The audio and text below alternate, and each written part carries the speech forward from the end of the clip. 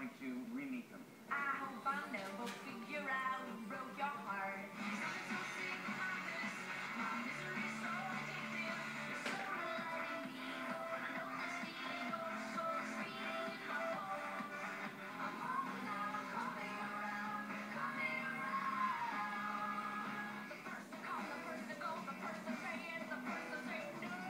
It comes up a lot in interviews and reviews and articles, things that are written about them, is the fact that they're sisters. But it's usually like the novelty of that.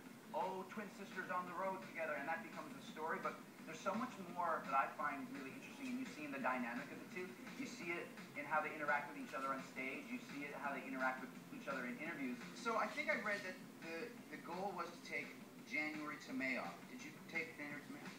For the most part, yeah. We have like little things here and there that we've been doing. You know, we've been working on a DVD and we did working on a live record, and then I also was doing some collaborations with a few other artists. I did some stuff with this guy Theophilus London, who I think will probably be a pretty big deal this year coming up. He's dropping a really great record, and I'm dropping it. Well, that's what they say. That's the lingo. Listen, I haven't watched much music in years, and I watched it last night, and they say a lot of things like it's buzzing up big and stuff like that. So I just want to.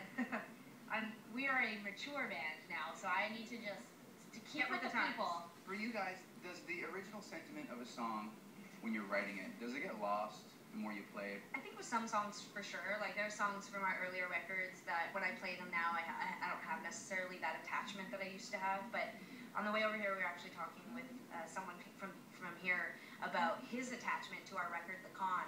And I was saying that it's one of our only records that I have equally as much attachment to as our audience. I feel like when I play Call It Off or Back in Your Head or 19, I'm in our audience. In a weird way, I have like this out-of-body experience, and I'm standing there with them because we were so vulnerable and miserable, but also so, you know, prolific at that time that I feel like we just kind of bear it all for everyone. And in doing that, it's like I can't get away from it. Sara, sometimes she's the one that like she feels so emotional about a song she doesn't want to play it. She's sensitive. Sara's so sensitive.